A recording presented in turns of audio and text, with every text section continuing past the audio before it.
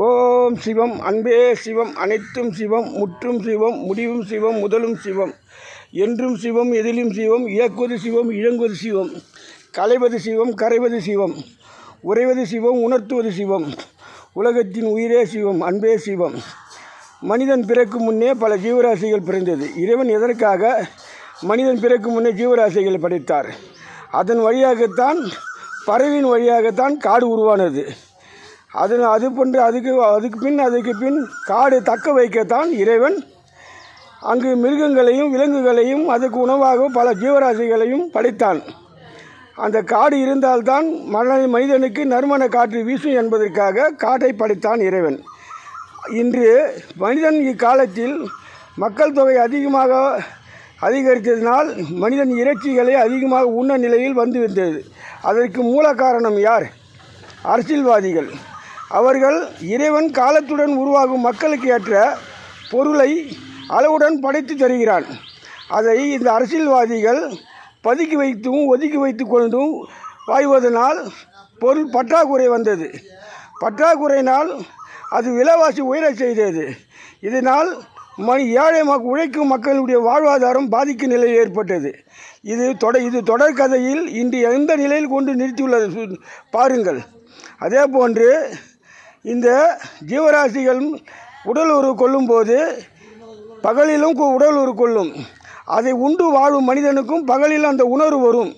ஆகினால்தான் அந்த உணர்வு அதை தடை செய்து அந்த உணர்வு வந்தால் மனிதன் மானத்தோடு வாழ முடியாது என்று தான் இறைவன் பைரவ அவதாரம் எடுத்தார்.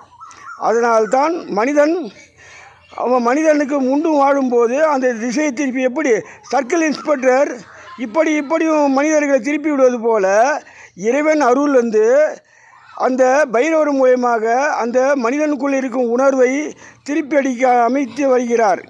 அந்த நாய் மூலியமாக, ஒரு பெண் நாய் மூலியமாக 5-6 நாய்கள் பின்தொடர்ந்து அது செயல்பட்டு வருகிறது.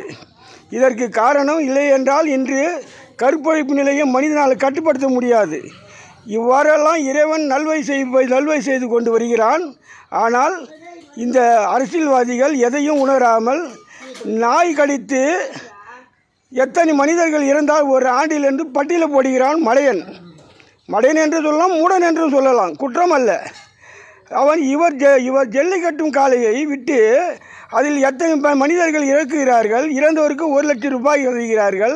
அந்த 1 லட்சம் ரூபாயில் கூட அவர்கள் சேருவது 60,000 சேருகிறது. மீதி 40,000 எங்கு செல்கிறது என்று அவங்களுக்கே தெரியும். அப்படி இருக்கிறது. அடிப்பட்டவருக்கு மாத கணக்கில் அவர் வீட்டில் இருக்கிறார்கள். வீட்டில் இருக்கும்போது அதுக்கு மருத்துவ செலவை அரசு தருகிறதா, இல்லை ஜல்லிக்கட்டு நடத்தும் மக்கள் தருகிறார்களா? எதுவும் இல்லை. மக்கள் மகிழ்ச்சியாக வளர்ப்பது. எதற்கு மகிழ்ச்சியாக வளர்ப்பது? ஏழை மக்கள் மகிழ்ச்சியாக வளர்ப்பதாக கூறிவிட்டு அவர்களை கீழ்த்தரமாக கொண்டு செல்வது இந்த ஜல்லிக்கட்டு காலை விடுவது. இந்த ஜல்லிக்கட்டு காலை வளர்ப்பவும் மடையன் அல்ல, மூடனாக்கி செய்து விட்டீர்கள். இந்த அரசியல்வாதிகள் செய்த குற்றத்துக்காக இறைவன் எந்த மனிதனும் பிரித்து பார்க்க முடியாமல் அவரவர் இச்சைக்கே செய்து வந்தான். இனி பூமியில் இடைவெளி இல்லை. ஆகினால் இனி என்ன செய்ய போகிறீர்கள்? திரிந்து வாழுங்கள். இந்த தேர்தல் என்பது அடியோடு ரத்து செய்யுங்கள். இது இருக்கும் வரை உங்களால் திரிந்து வாழ முடியாது. அவ்வாறு தூண்டும். இதனால் மக்களுக்கு பாதிப்பு நிலை அதிகமாக அதிகரிக்கும். அதனால் உங்களாலும் வாழ முடியாது, மக்களாலும் நிம்மதியாக வாழ முடியாத சூழ்நிலையில் இந்த நிலைக்கு தள்ளப்படும்.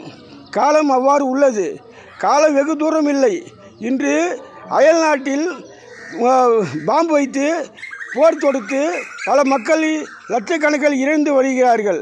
அந்த ஆத்மாக்கள், அந்த உயிர் எங்கே பிரிக்கிறது தெரியுமா? இதை எங்கேயோ நடக்கிறது என்று மனிதன் யோசிக்கிறான மூடன். அவனுக்கு அந்த உயிர் இங்கே திருப்பி விடுகிறான் இறைவன்.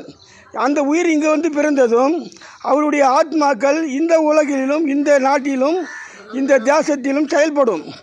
அன்றும் இது போன்ற நிலை அதிகமாக வளரும்போது நாடு என்னவாகும் என்று மூடர்களை சற்று யோசிக்காமல் செயல்வதற்கு பூமியில் இடைவெளி இல்லை. இந்த நாய்கள் உயர்ந்த மனிதன் வீட்டில் வளர்க்கிறான். அதற்கு நோய் ஏற்பட்டதும் வீதியில் விட்டு விடுகிறான். அந்த வீதியில் விட்ட நாய்களுக்கு சரியான உணவு கிடையாது. உணவு இல்லாமல் அந்த நாய்கள் அது அது வெறி உணர்ச்சி வருகிறது. வெறி உணர்ச்சி வருகிறதுனால் அது இங்கிருந்த நாய்கள் அதை சேர்ப்பதில்லாதனால் அது உணவின்றி வாடும்போது அது கோபம் அதிகரித்து மக்களை கடிக்க செய்கிறது. இதற்கு மூல காரணம் யார்? நாய்கள் எதற்கு வீட்டில் வளர்க்க வேண்டும்? தெருநாயை விட்டுவிட்டால் அது யாராவது உணவு அளிப்பார்கள். இவர்கள் உண்டு விட்டு பிளாஸ்டிக் கவரில் மூட்டை கட்டி போடுவார்கள்.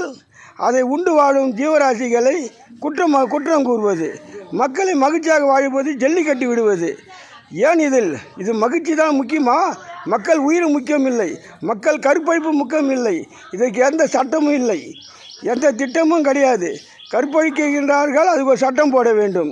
அது போன்ற மனிதர்களை அவர்கள் சொத்து ஜப்தி செய்து அவர்களுக்கு எந்த அரசு உதவி இல்லை என்று சட்டம் கொண்டு வர வேண்டும். அதுபோன்ற நிலை பல சட்டங்கள் கொண்டு வர வேண்டும். மனிதனுக்குள் இந்த போட்டா எடுப்பது, வீடியோக்கள் விடுவது, நெட்டியில் விடுவது, செக்ஸ் படங்கள் விடுவது, இது போன்ற சட்டங்களை மக்கள் முன்னே அரங்க செய்ய வேண்டும். அதெல்லாம் செய்வதில்லை. விளம்பரத்தில் இது வாங்கினால் இது கிடைக்கும், அது வாங்கினால் இது கிடைக்கும் என்று இலவசம் கொடுப்பது, இலவசமாக சைக்கிள் தருவது, அதில் 30% கமிஷன் வாங்குவது, அவன் தரமற்ற கம்பெனியில் தரமற்ற சைக்கிள் தருவது, அது தருவதும் குற்றமில்லை. அது இல்லாதவருக்கு தர வேண்டும். ஒவ்வொரு வீட்டில் 4 வாகனம் 3 வாகனங்கள் உள்ளது, 4 சக்கர வாகனங்கள் உள்ளது. அந்த வீட்டிலும் சைக்கிள் தருகிறார்கள். அது எதற்காக பயன்படுகிறது? அவர் அதை நிற்க வைத்து அதனுடைய அடைப்பானதும் அதை மீண்டும் இதுக்கு அனுப்புகிறார்கள், பிளாஸ்டிக் பொருளில் சேர்த்து அனுப்புகிறார்கள். இது போன்ற நிலையினால் எரிபொருள் அதிகரித்து வருகிறது. இதில் நிலை என்ன ஆகும்? சற்று யோசியுங்கள். இல்லையே யோசிக்காமல் செயல்படுவதில் மூட நம்பிக்கை. இந்த அரசியல் முழுமையாக அழிய வேண்டும் என்றால் தேர்தல் இருக்கக்கூடாது. தேர்தல் ஆட்கள் இருக்கலாம், அவரும் இறைவன் படைப்பு. அவரோட பதவி அவரோட வழிவகுப்பு அவ்வாறு செய்வது ஒரு குற்றம் இல்லை. ஆனால் தேர்தல் இருக்கக்கூடாது. அதில் வாங்கும் கருவிகள் அனைத்துக்கும் கோடிக்கணக்கில் வாங்கி வரி பணத்தை ஏற்றி இதனால் உழைக்கும் மக்கள் வாழ்வாதாரம் பாதிக்கின்றது. இதனால் நிலை உங்களுக்கு என்ன ஆகும், உங்களுக்கு என்ன கிடைக்கும் என்று யோசிக்காமல் செய்யாதீர்கள். இறைவன் உரைப்பதை சற்று யோசித்து செயல்படுங்கள். இல்லையே உங்கள் நிலை சினிமா துறையில் வில்லவன் கடைசி காலத்தில் துணியை காணும் துண்டை காணும் ஓடுவது போன்றுதான் உங்கள் நிலை வரும். இது உறுதி. ஓம் சிவம், அன்பே சிவம், அனைத்தும் சிவம்.